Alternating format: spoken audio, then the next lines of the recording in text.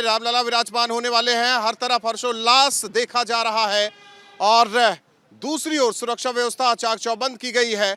अब सभी की नजर 22 जनवरी जब पीएम मोदी पहुंचेंगे और रामलला विराजमान होंगे, यानी कि प्राण प्रतिष्ठा का कार्यक्रम, हर ओर हर्षोल्लास का रंग देखा जा रहा है। जाहिर तौर पर अगर आप अयोध्या आइए, क्योंकि मैं अयोध्या में हूं, अयोध्या की रंगत कुछ अलग है।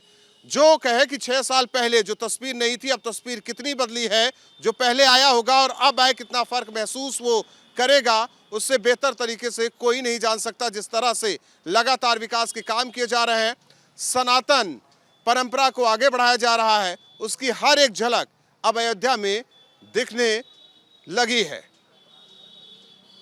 और हम ऐसी जगह खड़े हैं, पूरा बाजार।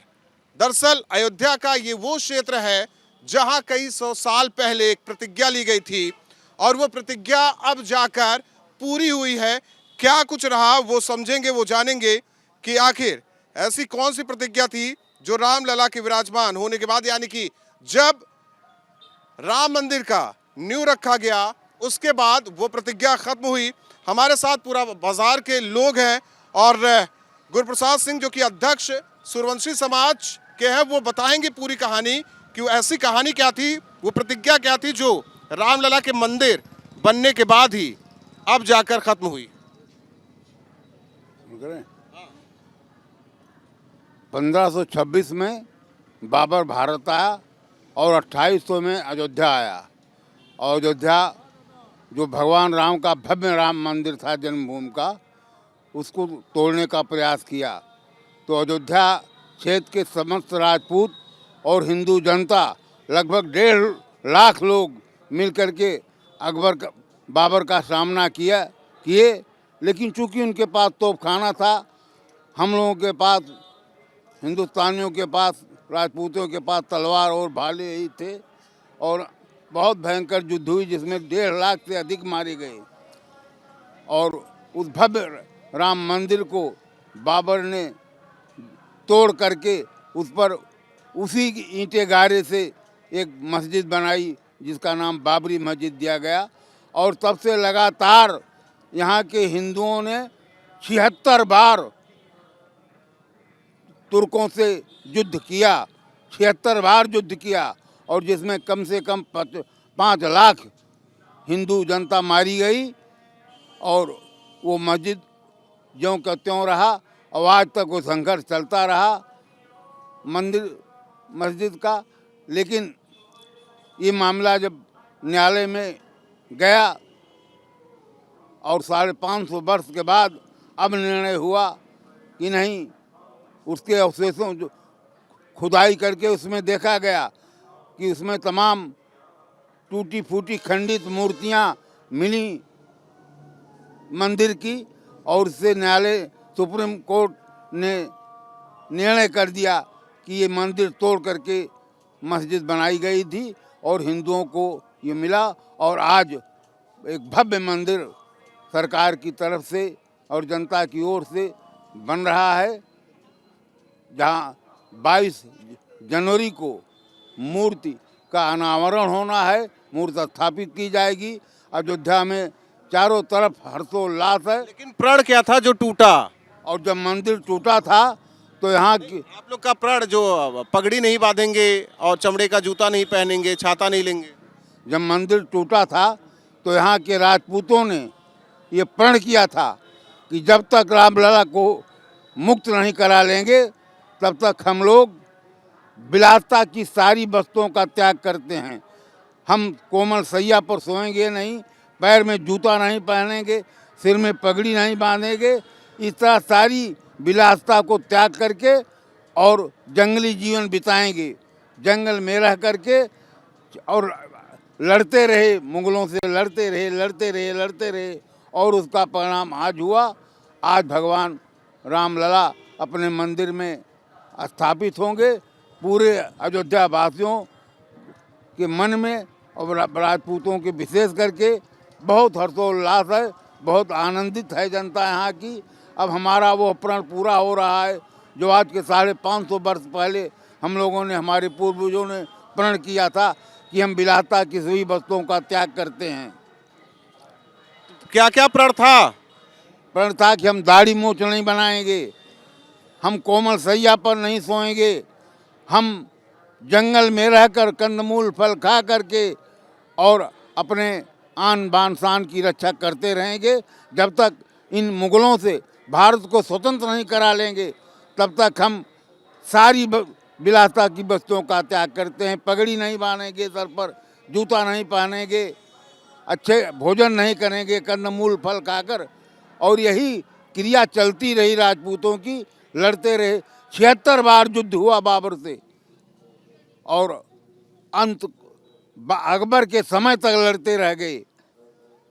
इस तरह युद्ध चलता रहा और वो सपना राजपूतों का और पूरी हिंदू जनता का आज साकार हुआ। सुप्रीम कोर्ट के निर्देश से, सुप्रीम कोर्ट के निर्णय से आज अयोध्या में भव्य रामलला अपने प्राचीन स्थान, अपने निवास पर स्थापित होंगे।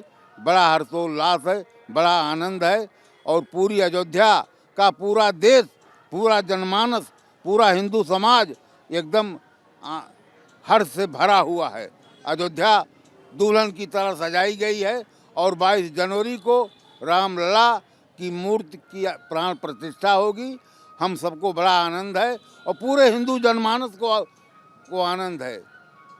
हिंदू जनमानस को आनंद है, क्या और किसी समाज को आनंद नहीं होगा? सबसे पहले न्यू नेशन टीम को नववर्ष की हार्दिक बधाई। सर, हमारे पूर्वज लगभग 550 वर्ष पहले इस पर जो बाबर का सेनापति मीर बाकी था उसके द्वारा आक्रमण किया गया, राम जन्मभूमि को तोड़ दिया गया। हमारे पूर्वजों ने 77 बार आक्रमण करके और ख़ास करके के यहाँ के राजपूतों ने, अयोध्या और बस्ती ज़िले के 2 ज़िले के राजपूतों ने लाखों में अपना बलिदान दिया। खैर, आदरणीय सुप्रीम कोर्ट के आदेशानुसार जो आदेश आया उससे हम लोग बहुत हर्षोल्लासित है और आज राम मंदिर बन रहा है। इससे अपार हर्ष है, अपार खुशी है। आने वाली 22 तारीख को हमारे इस क्षेत्र के दोनों ज़िले के सूर्यवंशी समाज के थोड़ा सा साथ में दुख ये है कि यहाँ के चंपत राय जो मुखिया बनाए गए हैं उनके द्वारा कोई सूर्यवंशी समाज को निमंत्रण नहीं दिया गया, इसलिए सूर्यवंशी समाज को दुख है। आज हमारे पूर्वज, हमारे दादाजी जो सूर्यवंशी समाज के अध्यक्ष हैं, इन्हीं को एक निमंत्रण दे दिया गया होता तो शायद हमारा पूरा सूर्यवंशी समाज दोनों ज़िले का खुशी मन से मान जाता कि हाँ, पूरे सूर्यवंशी समाज को निमंत्रण मिल गया। हालांकि राम तो सबके हैं। हमारे साथ अविनाश जुड़े हुए हैं, सहयोगी, और अविनाश के साथ महंत राजू दास हैं। अविनाश, ज़रा बातचीत कीजिए क्योंकि नया साल है और नया साल का पहला दिन है और ऐसे में किस तरीके से अद्भुत अयोध्या, जिस तरह से हनुमान जी का जिक्र राजू दास ने किया, जाहिर तौर पर कहे कि राम सेवा में उन्होंने अपना पूरा जीवन व्यतीत किया और उन्हें अमर होने का वरदान भी मिला। अविनाश, एक चीज़ इस पर यहाँ ये भी कहना चाहते हैं, विकास कार्य, जिस तरीके से अयोध्या में विकास कार्य हो रहा है, पूरा बाजार के लोगों से समझते हैं क्योंकि कभी यहाँ सिंगल रोड हुआ करती थी, आज 4 लेन निकल रहा है। तो किस तरीके से देखते हैं राम मंदिर का विकास, आसपास का विकास और इधर पूरे इलाके का विकास? यहाँ पर बहुत विकास हो रहा है और जो है सड़कें बहुत अच्छी बन रही हैं। सभी खेत बाड़ी सब कम हो जा रहे हैं, सब अधिग्रहित हो जा रही हैं। किसानों को समस्याएं हो रही हैं लेकिन विकास हो रहा है अधिक। तो विकास होगा तो कुछ ना कुछ समस्या होगी। समस्याएं हो रही हैं, सड़कें बहुत अधिक निकल रही हैं, हर जगह सड़क निकल रही है, कहीं से भी देखो तो सड़क ही सड़क निकल रही है। कनेक्टिविटी अच्छी हो रही है। हाँ, कनेक्टिविटी अच्छी हो रही है। मोदी आए, सौगात दे के गए। हाँ, बहुत पैसा दे करके गए, फिर दोबारा आएंगे, फिर बहुत अधिक पैसा देंगे। अयोध्या में पैसा मिलता रहेगा।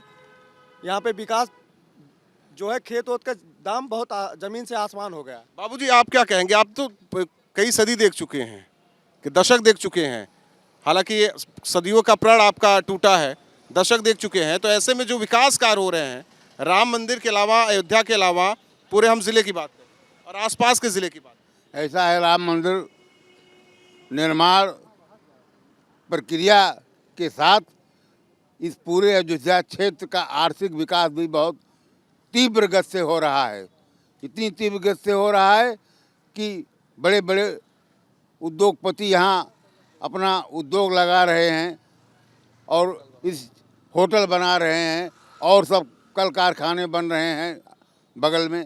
तो इस तरह औद्योगिक क्षेत्र बन जाएगा और रामलला की स्थापना के बाद ये अयोध्या औद्योगिक नगरी के रूप में जानी जाएगी, बॉम्बे की तरह। इतना विकास हो रहा है।